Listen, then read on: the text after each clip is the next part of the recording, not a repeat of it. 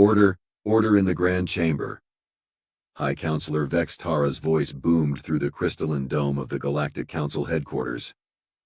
The seven-armed being's violet skin pulsed with patterns of self-importance as she gazed down at the assembled representatives. We will now address the matter of Earth's petition for full council membership. I shifted in my observation pod, grateful that my position as Ambassador Krill Nova granted me a perfect view of the proceedings. My sensory tendrils tingled with anticipation. After 300 cycles of watching these humans, I knew this session would be different. The human delegation sat in their designated section, looking oddly relaxed. Trade Minister Bryn Calloway, their chief representative, was actually smiling. Who smiles during a council judgment? These humans, apparently. The council has reviewed Earth's petition extensively, Vex Tara continued, her primary arms gesturing dramatically. We have found their civilization wanting. A murmur rippled through the chamber. I noticed several of my fellow ambassadors exchanging knowing glances. The council's decision had been inevitable, really. Humans were too unpredictable, too innovative, too dangerous. Would the council care to elaborate on their findings? Trade Minister Calloway's voice carried clearly, still maintaining that irritating smile. The casual tone made Vex Tara's skin patterns shift to a deeper purple. Gladly, the High Counselor practically purred. Earth's technological advancement rate exceeds acceptable parameters. Your species developed faster than light travel mere decades after achieving spaceflight. This pace is concerning. Concerning? Calloway raised an eyebrow. I believe the word you're looking for is impressive. Several gasps echoed through the chamber. I felt my own tendrils curl in shock.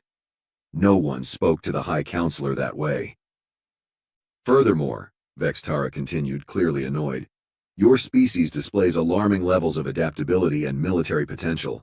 The Council cannot risk admitting a potentially destabilizing force into our ranks. I watched as Council member Zix Fira, known for her moderate views, shifted uncomfortably. Perhaps we should consider, she began. The decision is final, Vex Tara cut her off. Earth's petition is rejected. Moreover, the Council hereby restricts Earth's expansion to their current colonial holdings. Any attempt to establish new colonies or trading posts will be viewed as an act of aggression. The chamber erupted in surprised chatter. This was more than a simple rejection. It was practically a containment order. I focused my attention on the human delegation, expecting outrage, protest, perhaps even threats. Instead, Trade Minister Calloway laughed. She actually laughed. High Counselor, Calloway said, standing smoothly. Thank you for this enlightening session. Earth appreciates your candid assessment. She paused, that smile growing wider. We hereby withdraw all diplomatic presence from Council space, effective immediately. You what? Vex Tara's skin patterns froze in confusion. Oh, and one more thing, Calloway added, already walking toward the exit with her team. You might want to check your trading algorithms. I have a feeling they're about to get very interesting. As the human delegation departed, I noticed something that sent a chill through my neural network. They weren't walking like rejected petitioners. They were walking like people who had just won a game no one else knew they were playing. Vex Tara recovered quickly, her skin pulsing with authority. Let the record show that Earth has chosen isolation. They will learn the cost of defying Council wisdom. But as I watched Council member Zix Fira discreetly checking market projections on her datapad, I wondered who would be learning what lessons. The humans' response had been too prepared, too confident. In 300 cycles of diplomatic observation, I had learned one crucial thing about humans. They were always planning something. And judging by Trade Minister Calloway's smile, this plan had been in motion long before today's rejection. I activated my private recorder, speaking softly. Note: recommend immediate review of all human trading patterns for the past 5 cycles. Something tells me we've missed something obvious. And knowing humans, by the time we figure it out, it will be far too late. The council session continued, moving on to other matters. But I couldn't shake the feeling that we had just witnessed the opening move in a game whose rules we didn't understand. Humans had a saying about pride coming before a fall. I had a feeling the council was about to learn exactly what that meant. The next 10 cycles proved my worst fears right. As an ambassador tasked with monitoring human activity, I watched the pieces fall into place with growing dread. But trying to explain it to the council? That was like trying to teach a Xylaxian slug quantum physics. Ambassador Krillnova, your concerns are noted but hardly warranted. High Counselor Vex Tara dismissed my latest report with a wave of her third arm. The humans are simply posturing. Their withdrawal from council space is nothing more than a tantrum. I projected my latest findings onto the council chamber's main display. With respect, High Counselor, look at these trading patterns. In the past 3 cycles alone, human corporations have canceled 90% of their contracts with council worlds. But here's the interesting part. They're not stopping trade, they're rerouting it. Council member Zixfira leaned forward, her crystalline eyes focusing on the data streams. Through the Outer Rim worlds? But those systems are barely developed. Were barely developed, I corrected. Something changed about 2 cycles ago. Suddenly, these supposedly primitive worlds have state-of-the-art spaceports, standardized trading protocols, and this. The display shifted to show a massive space station orbiting a previously unremarkable planet in the Outer Rim. Its design was unlike anything in Council space, all clean lines and efficient beauty, and it was enormous. When did they build this? Vex Tara demanded, her skin patterns showing the first signs of genuine concern. That's just it, I said. According to our intelligence, this station went from initial construction to full operation in under 60 days. The chamber erupted in dismissive laughter. Impossible, shouted one of the junior counselors. Such a structure would take at least 3 cycles to complete. Unless, Zixfira interrupted, her voice thoughtful. Unless they had been preparing the components in secret, storing them in seemingly harmless cargo containers across multiple systems, waiting for the right moment. Like rejection from the council, I finished. The laughter died quickly. There's more, I continued. Remember Trade Minister Calloway's comment about our trading algorithms? Look at these market projections. The display filled with complex economic models. Most council members' eyes glazed over, but Zixfira cursed softly. They've created a parallel economy. All those years of studying our trading systems. They weren't learning to join them, I said. They were learning to compete with them, and now they're offering better rates, faster shipping, and fewer restrictions to any world willing to trade outside council jurisdiction. Vex Tara's skin had turned an alarming shade of deep purple. This is unacceptable. We must show them the consequences of such defiance. I propose immediate sanctions. Already implemented, a new voice called out. Junior Ambassador Rax Wendell hurried into the chamber, looking flustered. The humans, they're laughing at our sanctions, literally. Their official response was a video of their trade ministry staff having what they call a party, celebrating with something called champagne. They're treating it like a game.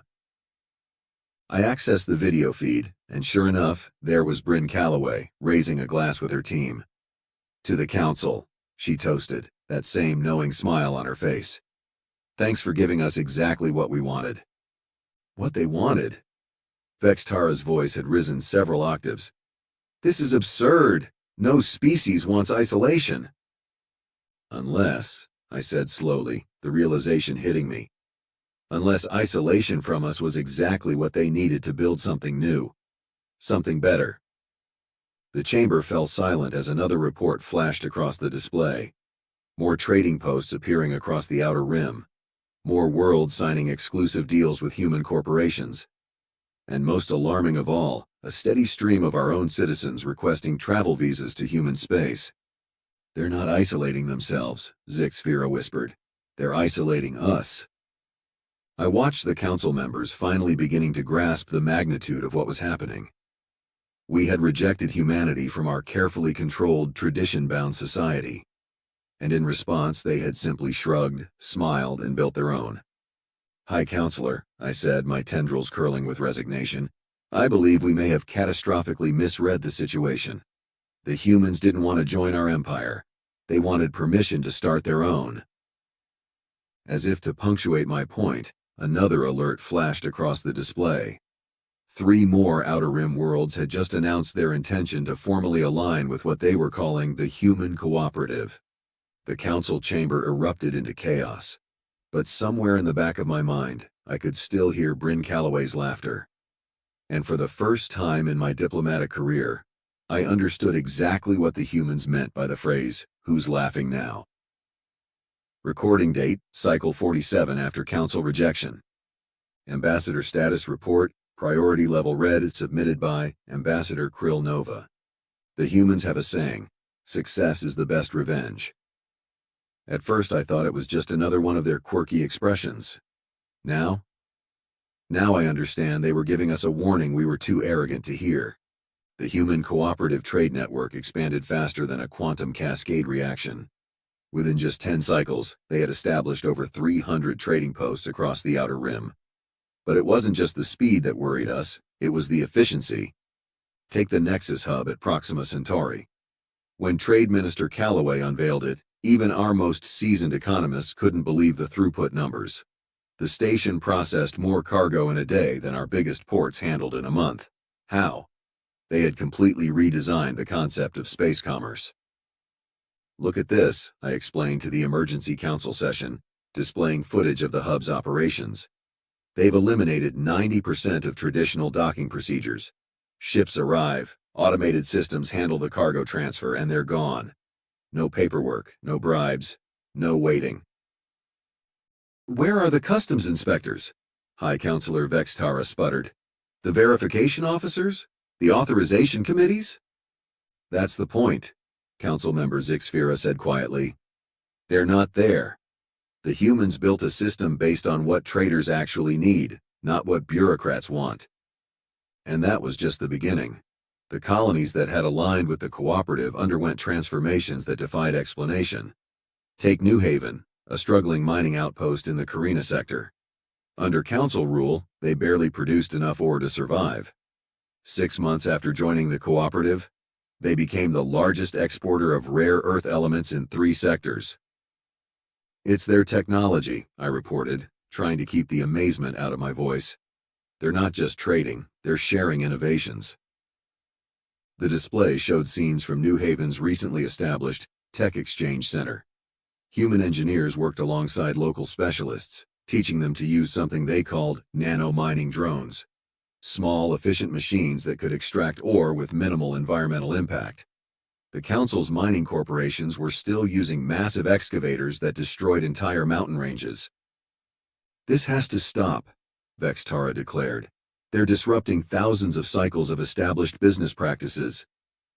"That's not the worst part," Junior Ambassador Rax Wendell interrupted, rushing in with fresh data.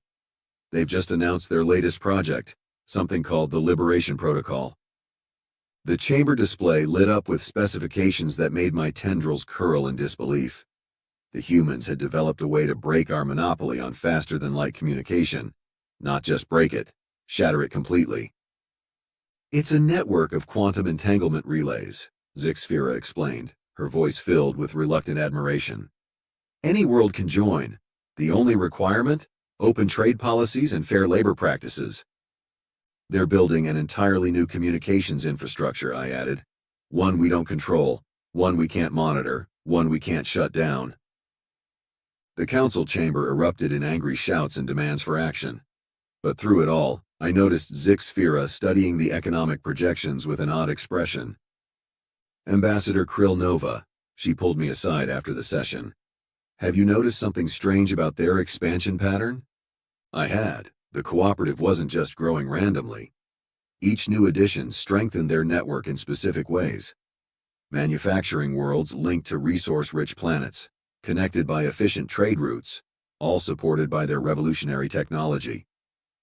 They're not just building a trade network, I realized. They're building an empire, but not like ours. "No," Zixfira agreed. "They're building something far more dangerous, an empire where everyone wins." The proof came 3 days later when the Artaxian Federation, one of our oldest member states, announced they were exploring economic opportunities with the cooperative. The same day, human ships delivered their new quantum communication relays to 6 more Outer Rim worlds. In my private quarters that night, I reviewed the latest reports. Innovation hubs springing up across cooperative space. Joint research projects producing technologies we had deemed impossible. Trade routes growing more efficient by the day. The humans had turned our rejection into the foundation of something unprecedented. They weren't just succeeding. They were rewriting the rules of galactic civilization. And they were doing it with that same infuriating smile Trade Minister Calloway had worn when she walked out of the council chamber. My communication panel chimed. Speaking of the devil, it was a public broadcast from Calloway herself, announcing the cooperative's latest initiative, free technology sharing for any world that met their basic humanitarian standards. After all, she said, looking directly into the camera with that knowing smile, a rising tide lifts all ships, even those that tried to sink us. I added a personal note to my official report. The Council sought to contain humanity's potential because we feared it would destabilize our carefully ordered galaxy. In doing so, we may have achieved exactly what we sought to prevent, but not in any way we could have predicted. They're not destabilizing the galaxy through conflict or conquest. They're doing it by simply being better than us. And the most terrifying part, they're only just getting started. Emergency Council broadcast. Security level maximum. Recorded by Ambassador Krill Nova. The Great Council Chamber, once a symbol of galactic order, now resembles what humans call a circus. Not that I blame my fellow representatives, it's hard to maintain dignity when your entire economic system is collapsing around you. 472,000. High Counselor Vex Tara's voice cracked as she read the latest numbers. 472,000 skilled workers have relocated to cooperative space in the past month alone. Technically, I added because someone had to. That number doesn't include the entire Zendari Engineering Corps, who announced their relocation this morning. The chamber's crystalline walls vibrated with Vex Tara's shriek of frustration. The Zendari too? But they built half our advanced computing networks. And now they'll build better ones for the humans, Council Member Zix noted dryly. Along with our best quantum physicists, terraforming specialists, and artificial intelligence researchers. The display screens around us told the story in brutal detail. Whole sectors of Council space were experiencing economic downturns. The Proxima trade route, once our busiest commercial corridor, now sat nearly empty. Meanwhile, the human-controlled shipping lanes blazed with constant traffic. Perhaps, suggested Junior Ambassador Rax Wendell, we could try sanctioning their new allies. Show them the cost of defying Council authority.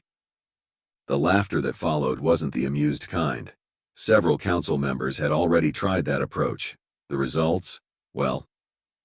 The Artaxian Federation, I reported, pulling up the relevant data, responded to our sanctions by signing an exclusive mining contract with the cooperative. They're now reporting a 300% increase in production and a 400% rise in worker satisfaction. Worker satisfaction isn't a valid economic metric, Vex Tara protested. The humans seem to think it is, Zix countered, along with fair wages, safe working conditions, and something they call profit sharing. Quite revolutionary concepts, apparently. Another alert flashed across our screens. The Centaurian Manufacturing Guild, backbone of Council military production, had just announced restructuring talks with cooperative representatives. No. Vex Tara's skin patterns were cycling through colors faster than a malfunctioning holodisplay. We cannot allow this. Deploy the fleet. Blockade their trading posts. Show them the consequences of their actions. The silence that followed was deafening. About the fleet, Admiral Pornock cleared his throat nervously. We seem to be experiencing some technical difficulties. What kind of difficulties?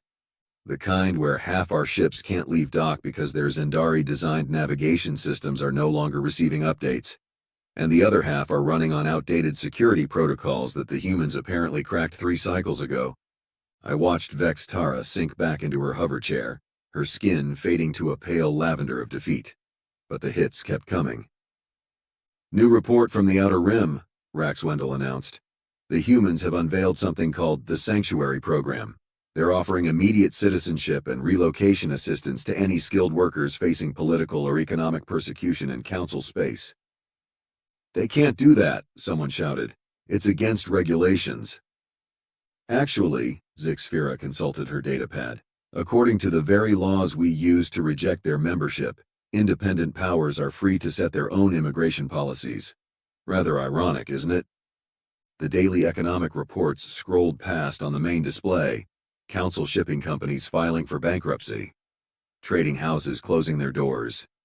Even the prestigious Galactic Academy of Sciences had lost half its faculty to human research institutions.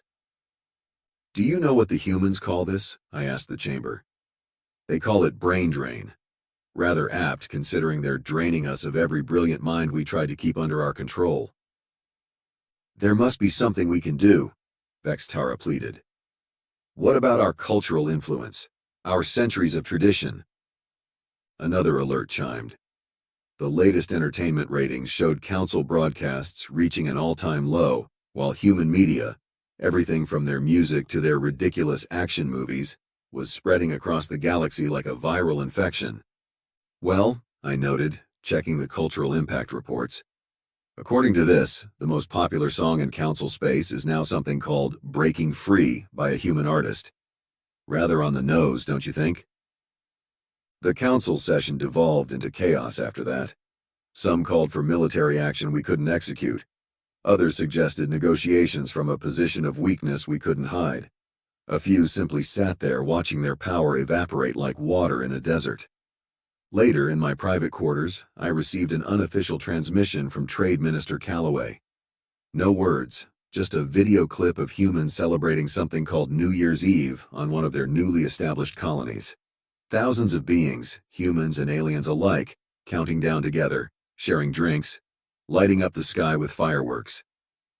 I added a final note to my daily report.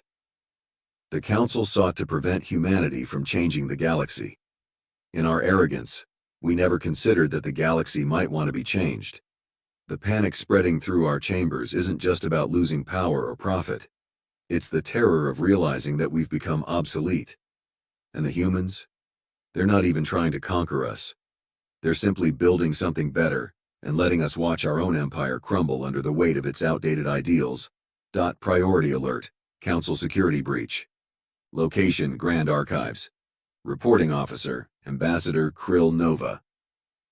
The day the Council lost its last shred of relevance began with an announcement that made my sensory tendrils go numb. Trade Minister Bryn Calloway stood on the steps of their new headquarters, a stunning structure on Terra Nova that made our council chamber look like a primitive cave dwelling. Today, she declared to an audience of over 50 species, the human cooperative becomes the United Systems Alliance. Our doors are open to all who share our vision of progress, innovation, and freedom. The council chamber fell into stunned silence as we watched the broadcast. Behind Calloway stood representatives from former council worlds, Outer Rim colonies, and even, most shockingly, 3 members of our own High Council. Traitors! Vextara screeched, her skin turning an unprecedented shade of puce. Zixfira, how could you? Our former council member smiled that infuriating human-like smile. How could I not? Look at what they've achieved in just 2 cycles.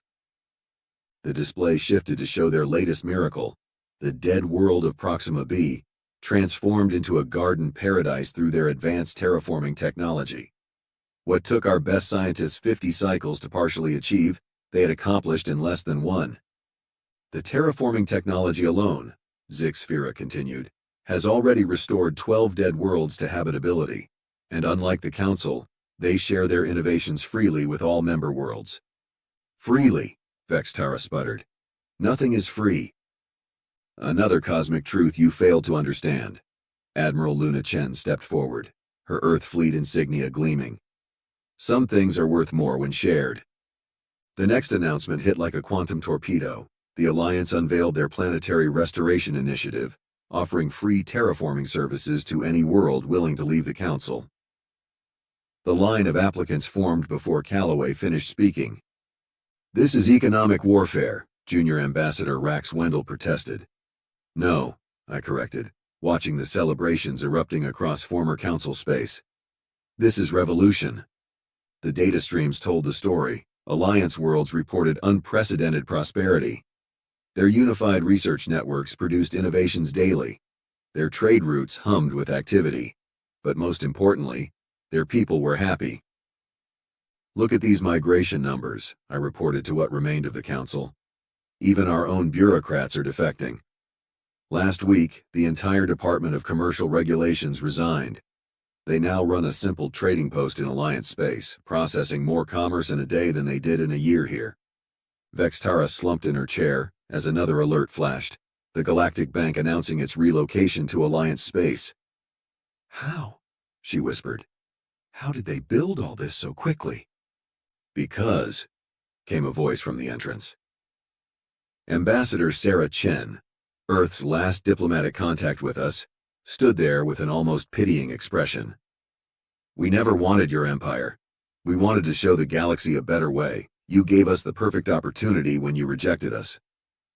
She placed a data crystal on the central podium. "Our final diplomatic note. The Alliance extends an open invitation to any council world willing to embrace change. No conditions except basic human rights and fair trade practices." "You planned this," I realized, my tendrils curling in amazement. "All of it." "Let's just say," she winked, "rejection from your council was the best thing that ever happened to Earth. Sometimes the greatest success comes from being told no." As she turned to leave, I called after her. "Why tell us now?" "Because," she looked back with that trademark human smile, "the game's already over. You just didn't know you were playing." The council chamber, once the seat of galactic power, now felt like a museum of obsolete ideas. Outside, the first celebration fireworks were already lighting up the sky over another world joining the Alliance. In my final report to the nearly empty council archives, I wrote, "The humans thanked us for rejecting them, not out of spite or sarcasm, but genuine gratitude. We forced them to build something new, something better. While we clung to our ancient protocols and rigid hierarchies, they created an empire based on cooperation, innovation, and freedom. And the galaxy, it seems, prefers their way to ours." Postscript. High Counselor Vextara was last seen filling out an Alliance citizenship application. Even she knows, the future lies with those we tried to exclude. How perfectly human. Final emergency broadcast, security level absolute. Recorder, former Ambassador Krill Nova. Note: this may be my last report, not because anything bad has happened. Rather, there's no council left to report to. It started with what humans call a desperate last stand, though in our case it was more like a desperate last stumble. High Counselor Vextara, in what history will surely record as the greatest miscalculation since telling humans they couldn't join our club, decided to launch what remained of the Council fleet against the Alliance's main trading hub. "We'll show them the price of defiance," she declared to our nearly empty chamber.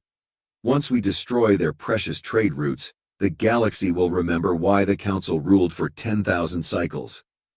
I tried pointing out several key problems with this plan, like the fact that half our ships couldn't start their engines because the Zendari engineers had taken their access codes with them, or that our remaining crews had an average age of 300 cycles because all the young officers had joined the Alliance Space Force. But Vextara wouldn't listen. She never did. That's how we got into this mess in the first place.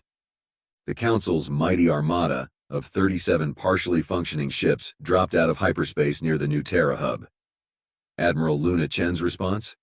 She invited them to dock. "Your ships look like they need maintenance," she said over an open channel. "We'd be happy to help. Our repair facilities are open to all vessels, regardless of political affiliation. Would you like to schedule a service appointment?" The transmission left Vextara so flustered, her skin patterns started displaying advertisement messages from her last shopping trip. "This is an attack," she screeched. "Deploy weapons! Fire!" That's when we saw them, emerging from what our sensors had dismissed as background radiation. Thousands of ships. Not warships, civilian vessels, trading ships, passenger liners, cargo haulers.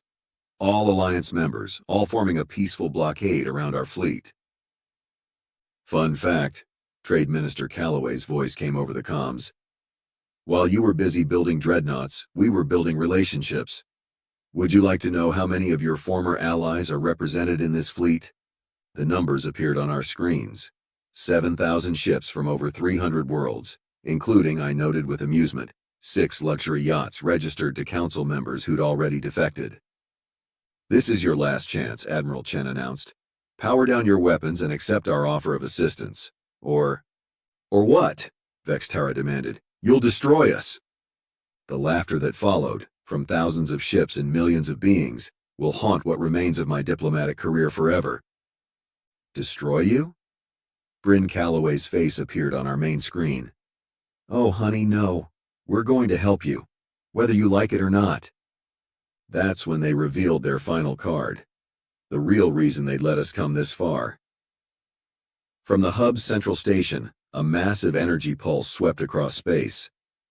Our weapon systems didn't just shut down, they transformed. "Congratulations," Calloway announced cheerfully. "You've just received a complimentary upgrade to Alliance standard safety protocols. Your weapons are now permanently configured for defensive operations only. Consider it our gift to galactic peace." "You can't do this." Vextara's skin had turned completely transparent, a sign of ultimate distress in our species. "We are the Council. We have ruled for 10,000 cycles." "And now you've been upgraded," Chen replied. "Your ships are safer, your crews are protected, and you're no longer a threat to anyone, including yourselves. You're welcome." The final insult? They sent repair teams to fix our ship's life support systems. For free. "After all," Calloway noted, "we believe everyone deserves to breathe clean air, even those who tried to suffocate progress." As our fleet hung there, completely at their mercy, I received a private message from Ambassador Sarah Chen. "Remember how you wondered if we planned all this? The truth is, we planned something much better. We planned to make planning unnecessary. Welcome to the age of cooperation." The revolution ended not with a bang, but with complimentary maintenance service and an invitation to join the next Alliance Trade Conference. Back in the council chamber, watching Vextara try to process our total defeat through acts of kindness, I finally understood humanity's greatest weapon.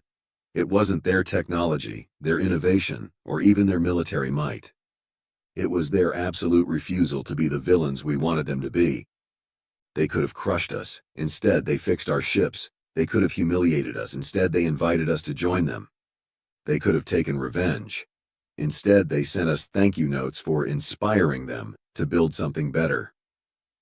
My final official act as ambassador was to submit the Council's unconditional surrender. The Alliance's response? They rejected it. "Surrender implies defeat," Calloway explained. "We prefer to call this an upgrade in management style. Now, who wants to learn about participatory democracy?" Looking around at the former council members eagerly signing up for Alliance citizenship, I added one last note to my records. The humans had a saying, "Living well is the best revenge," but they proved something even more profound. Helping your enemies live better is the greatest victory of all. The Council tried to contain humanity's potential. Instead, we gave them the perfect opportunity to prove why that was never possible in the first place. End report. This is former Ambassador Krill Nova signing up for my first Alliance trading license. I hear there's good money in irony exports these days.